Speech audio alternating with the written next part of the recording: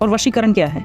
वशीकरण का अर्थ है किसी को वश में कर लेना, अपने अधीन बना लेना, उसकी चेतना को अपने काबू में करके उससे मनचाहा कार्य करवाना। क्या सही है ये? क्यों सही है? पर करते हैं? बहुत करते हैं करने वाले। कैसे होता है? करने की विधि होती है इसकी। वशीकरण मंत्र होते हैं, षटकर्म के अंतर्गत आता है तंत्र में। ठीक है, मंत्र होते हैं अमुक, जैसे कोई मंत्र है और बीच में अमुक का नाम है, उस अमुक को हटा के उस व्यक्ति का नाम आ जाता है। समझ रहे हो? फिर उसके बाद विधि वगैरह होती हैं। ठीक है, जो सामग्रियाँ लगती हैं, किसके आगे कहाँ जाप करना है, फिर कितना हवन करना है, उसके हिसाब से उसे वश में किया जाता है। इसमें लेने वाले पैर की मिट्टी, बाल, कपड़ा, ये सब प्रयोग कर लेते हैं। जैसे मूवी में दिखाया कि कुछ मीठा खिला के भी उसी टाइम इंस्टेंट हो जाता है। होता है। और क्या आप जैसे अगर किसी को देख के सिर्फ मंत्र चैंटिंग करो या कुछ ऐसे करो तब भी हो जाता है? नहीं, सिर्फ खिलाकर ही हो सकता है। खिलाकर ही हो सकता है, किसी को देख के नहीं। या फिर डीएनए उनका लेके, या फिर जो व्यक्ति काजल लगाता है, तो काजल से भी होता है? काजल से भी। काजल से कैसे? काजल को बनाया जाता है, काजल को अभिमंत्रित किया जाता है। इनके दिन होते हैं। ठीक है, इन दिनों में काजल को बनाया जाता है, खुद बनाया जाता है। इन दिनों में? दिवाली, दशहरा, गुप्त नवरात्रि, ठीक है, सूर्य ग्रहण, चंद्र ग्रहण, इन सब दिनों में।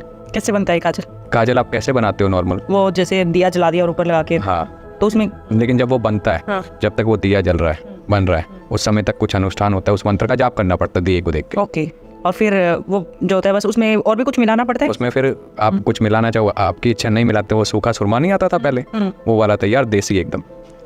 बस इतना करना है? बस फिर आप किसी से आंख मिलाओ और उस मंत्र को बोलो, वो आपके वशीभूत।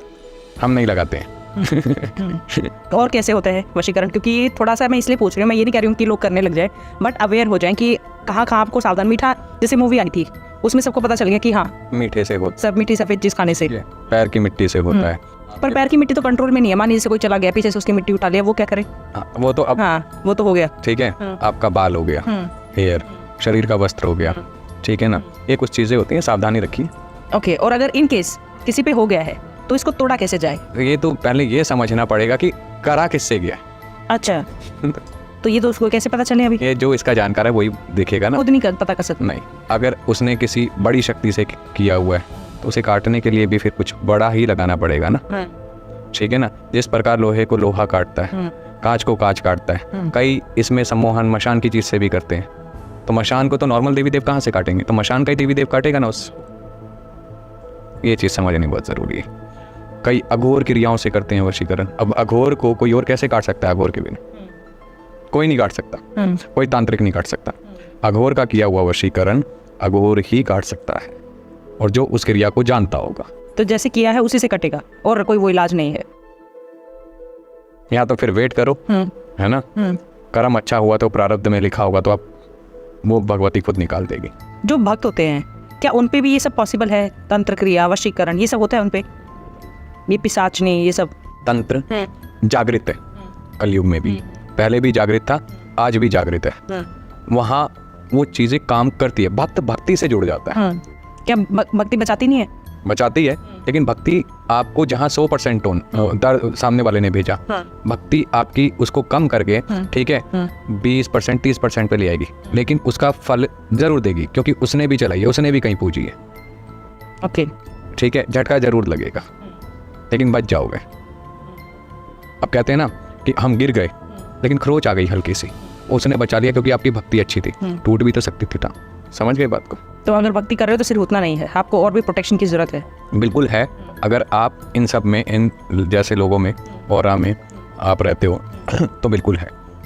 अगर आपको इन साधनाओं से दूर रहना है, आपको साधकों से, तांत्रिकों से, भक्तों से, जो भक्तावल होते हैं, जो चौकी दरबार रहते हैं, इनसे दूर रहना है, तो आपको कोई ज़रूरत नहीं है। जितना आप देखो, एक चीज़ और समझना, जितना हम सर्कल के बीच में रहते हैं उतनी हमें समस्याएं होती हैं, उतने हमारे वो ईर्ष्या करने वाले या ना करने वाले बनते हैं। लेकिन जब आपके आसपास ही नहीं कोई रहेगा, आप अपने में ही मस्त हैं, तो किसी को क्या मतलब है?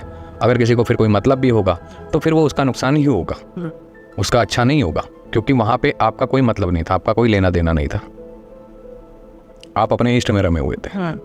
तो फिर वो खुद खड़े हो जाते हैं। इसका उदाहरण दे सकता हूँ, मैं समझा सकता हूँ। कैसे? नरसिंह देव, प्रहलाद बालकाय ने सिर्फ भक्ति से भगवान हरि विष्णु को नरसिंह स्वरूप में पृथ्वी पर आने पे विवश कर दिया। और जिसे ना भगवान मार सकता था, ना स्त्री मार सकती थी, ना कोई अस्त्र मार सकता था, ना कोई पक्षी मार सकता था, ना सुबह मार सकते थे, ना रात्रि में मार सकते थे। जिसे ये वरदान प्राप्त था हिरण्यकश्यप, उसे भगवान विष्णु ने नरसिंह स्वरूप में अपनी जांघों में रखे नखास्त्र से मारा। किसके कहने पे? प्रहलाद पाल का। तो भक्त को भी उत्तर, क्योंकि उसे किसी से मतलब नहीं था, वो श्री हरि की भक्ति में लीन था। हर समय मैंने कहा ना, भक्ति इतनी जब रम जाती है ना, वो श्वासों में चलने लगती है, तो वो ईष्ट आके संभाल लेता है फिर। तो उसकी भक्ति इतनी सच्ची थी, इतनी प्रबल थी कि वो हरि बोल हरि, विष्णु ही भगवान है, विष्णु ही सब है, विष्णु ही संसार है, विष्णु ही पालन करता है, विष्णु ही मारण करता है, विष्णु ही बचाव करता है। उसकी भक्ति में ये था। तो अगर आपकी भक्ति सच्ची है तो ये कुछ काम नहीं करेगी, उसे खुद आना पड़ेगा। और अगर भक्ति में है 1-2% भी हाँ कमी है हाँ तो वो असर करेगी, वो चीज़ असर करेगी।